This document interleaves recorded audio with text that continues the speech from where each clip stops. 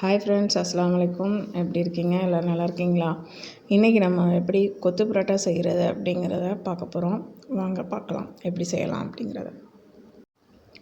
இதை 2 பரோட்டா மட்டும்தான் எடுத்திருக்கேன். அந்த 2 பரோட்டாவை வச்சு நம்ம கொத்து பரோட்டா எப்படி செய்யலாம் அப்படிங்கிறத பார்க்கலாம். இந்த மிக்ஸி ஜாரில் இதை எல்லாத்தையுமே நல்லா பிச்சு போட்டு பல்ஸில் வச்சு 2 சுற்று மட்டும் பண்ணுங்கள் போதும். அதுக்கு மேலே ரொம்ப அரைச்சிடாதீங்க. பாருங்கள் இப்போ எப்படி வந்திருக்கு அப்படின்னு. இந்த மாதிரி நல்லா பொழு பொழுண்டு வந்துடும். இப்போ இதை ஒரு ஓரமாக வச்சுட்டு வாங்க நம்ம தாளிக்கலாம். ஒரு கடாயில் 1 டீஸ்பூன் அளவு நல்லெண்ணெய் விட்டுக்கோங்க.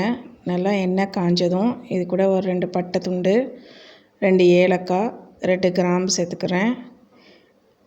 இது நல்லா பொரிஞ்சது பின்னாடி பெரிய வெங்காயம் 2 வெங்காயத்தை நல்லா சாப் பண்ணி வச்சுருக்கேன். அதை நைஸாக சாப் பண்ண வெங்காயத்தை இது கூட நான் சேர்த்துக்கிறேன். சேர்த்து நல்லா வதக்கி விட்டுக்கோங்க. இந்த வெங்காயம் வதங்குறதுக்கு கொஞ்சம் நான் உப்பு சேர்த்துக்கிறேன். இந்த அளவுக்கு நல்லா வதக்கிக்கிறேன். இப்போ இது கூடவே நான் சாப்பரில் நல்லா சாப் பண்ணி வச்சுருக்கிற ஒரே ஒரு தக்காளியை இது கூட நான் சேர்த்துக்கிறேன். இதையும் கொஞ்சம் நல்லாவே வதக்கி விட்டுருங்க. மீடியம் ஃப்ளேமில் வச்சு இதெல்லாம் வதக்குங்க. இப்போ இந்த மாதிரி நல்லா வதங்கின பின்னாடி இதோட ஒரு 1/2 டேபிள் ஸ்பூன் அளவு இஞ்சி பூண்டு பேஸ்ட்டு சேர்த்துக்கிறேன். இஞ்சி பூண்டு சேர்த்து நல்லா அந்த பச்சை வாசனை போகிறது வரையும் நல்லா கொஞ்சம் நல்லாவே வதக்கி விட்டுக்கோங்க.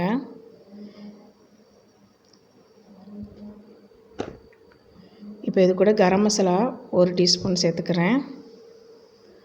இதையும் போட்டு நல்லா வதக்கி விட்டுக்கோங்க. இப்போ இது கூட ஒரு 1/4 கப் அளவுக்கு சால்னா இருந்துச்சு, கடை சால்னா, அது எம்டி சால்னா. இந்த எம்டி சால்னாவே இது கூட நான் சேர்த்து நல்லா மிக்ஸ் பண்ணிக்கிறேன். நல்லா மிக்ஸ் பண்ண பின்னாடி இது கூட ஒரு 3 முட்டை நான் சேர்த்துக்கிறேன்.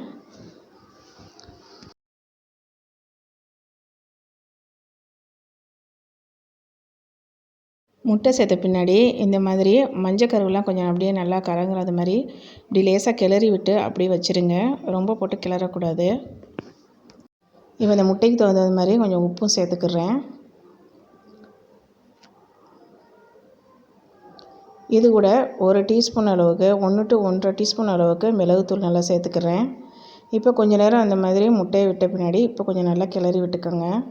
நீங்கள் உடனே கிளறினீங்களாக்கும் அது ஒரு மாதிரி கூலாக போயிடும். கொஞ்சம் அப்படியே நல்லா ஒரு உதிரியாக வராது. இது கூட மல்லித்தழையும் சேர்த்துக்கிறேன். இந்த மாதிரி நல்லா கிளறி விட்டுட்டு முட்டை கொஞ்சம் நல்லா வெந்த பின்னாடி இப்போ இது கூட நம்ம அரைச்சி வச்சுருந்த அந்த பரோட்டாவை சேர்த்துக்கலாம்.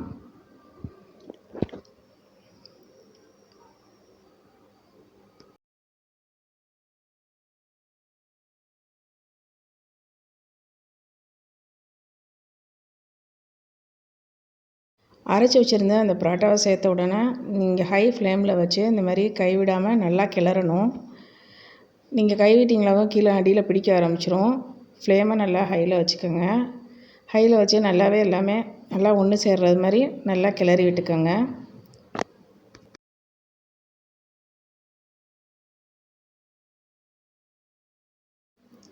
இந்த மாதிரி நல்லா கிளறி விட்டோம்னா நம்மளுக்கு ரெடி ஆகிடுச்சு.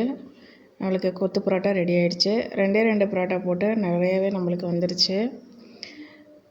இந்த வீடியோ பிடிச்சிருந்துச்சாக்கும் என்னுடைய வீடியோவை லைக் பண்ணுங்கள், ஷேர் பண்ணுங்கள், மறக்காமல் சப்ஸ்கிரைப் பண்ணிடுங்க.